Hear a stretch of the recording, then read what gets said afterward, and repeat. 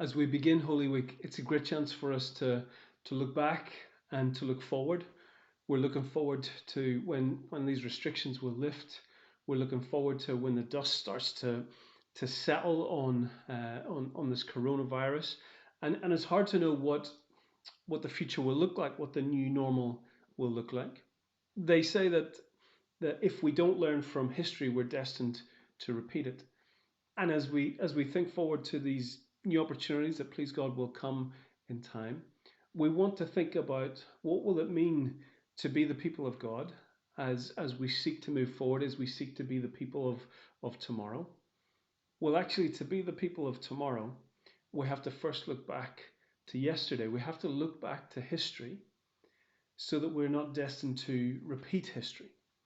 And this Holy Week, we begin by looking at this chapter in this passage in Mark 11, and it's the story of Jesus, coming into the temple and turning the tables up, and it jumps out at us as this is gentle Jesus, meek and mild, and yet here he is, fastening a whip and driving the cattle out, and he says to the religious leaders of the day that they have taken the house of God, they have taken the temple of God, and instead of it being a house of prayer, they have turned it into a den of robbers.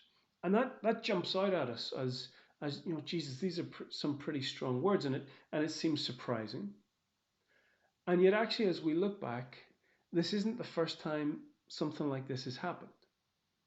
And as we look forward to think, what will it be like tomorrow and the days ahead to be the people of God? What we have to first do is look back, because it's by seeing history that we're equipped to be the people for the future. And what Jesus does in this passage of Mark 11 has echoes of what has happened time and time again throughout the Bible. When God's people first came to the Promised Land, God set up the tabernacle and the Ark of Covenant in a place called Shiloh, and there that's where like the spiritual epicenter of Israel was, and the priests were there, and what happened over time was the people became corrupted. They went far from God, and there was a priest there called Eli and his sons, and they weren't being the spiritual leaders that Israel needed. And so God sent a prophet called Samuel, but the priest wouldn't listen to Samuel. And in time, what God did was he took the tabernacle, he took the Ark of Covenant away from Shiloh, and it was destroyed, and he moved the center of their spiritual life to Jerusalem. In time, that's where the temple was built, and Jerusalem became the epicenter of devotion to God, and that's where God's special presence was in the temple. But again, over time, what happened was the leaders became corrupted, the religion became corrupted, and it got corrupted in two ways. The two ways that Jeremiah picks up on is that the people, while they came to the temple and they did their religious deeds, actually they worshipped idols. And not only did they worship idols, the poor and the vulnerable in society were exploited and abused and oppressed. The people of God should have been there to show them compassion, to show them kindness, to administer justice, but instead they took advantage of them. And what Jeremiah says, as he is sent from God, this is Jeremiah chapter 7, verse 11. Jeremiah says this on behalf of God: "Has this house, which bears my name, become a den of robbers to you? But I have been watching, declares the Lord. Go now to the place in Shiloh, where I first made a dwelling for my name, and see what I did to it because of the wickedness of my people Israel." So God sends this prophet Jeremiah to say, listen, you've turned the temple of God, the presence of God, into a den of robbers. And God says this isn't the first time it's happened. and actually go back to Shiloh and see what happened there, because I pleaded with them to turn back to God and they wouldn't, and it was destroyed. And so Jeremiah is now in Jerusalem saying the same thing that was said in Shiloh. The problem is the people don't listen. And sure enough, the temple in Jerusalem is destroyed, the city is ransacked, God's presence leaves. But in his grace, God's presence comes back to Jerusalem. The temple is rebuilt, the sacrifices are initiated again, and God calls the people, to stay true to him and to look after the poor and the vulnerable in the community. But what happens by the time that Jesus comes on the scene is that when he arrives in the temple in Jerusalem, what does he find? He finds the same corruption. So in Mark 11, what he does is he says the same words that Jeremiah says. You've turned my house into a den of robbers.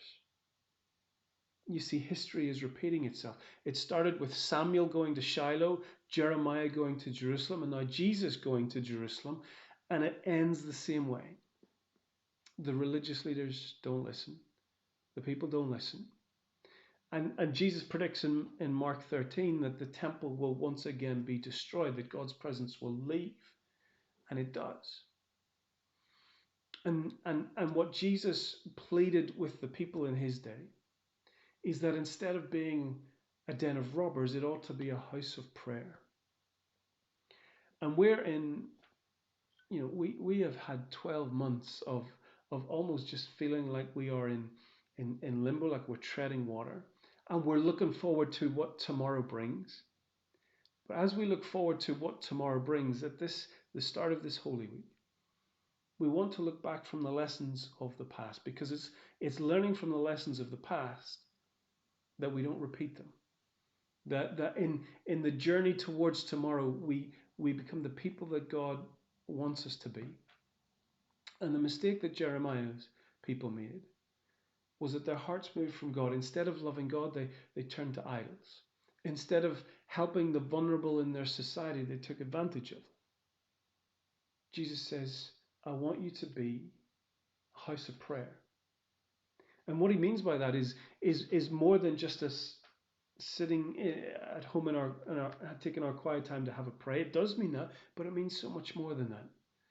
It means, unlike the time of Jeremiah, it means having a heart that loves God and trusts God and turns to him for forgiveness and celebrates that we can have rest for our souls in God. That's what being a house of prayer means.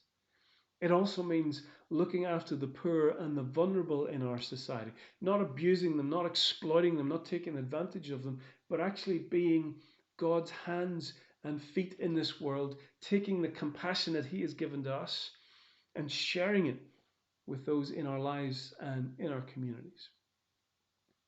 And so Jesus, in these words in Mark 11, speaks to us today to say, watch history, learn from history, see what happened, so that we're not destined to repeat history.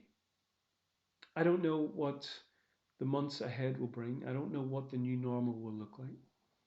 I do know that I want us to be the people that God intends us to be. That in the days and the weeks and the months ahead, that he calls his church, his people, to be a house of prayer. To be people that come before him and rejoice and celebrate that all that he has done for us in Jesus Christ. To come before him in prayer and to pray for and plead for our communities. That we might protect those who can't protect themselves, to look after those that can't look after themselves. That we will be the people that God has designed us to be, that we will be that house of prayer.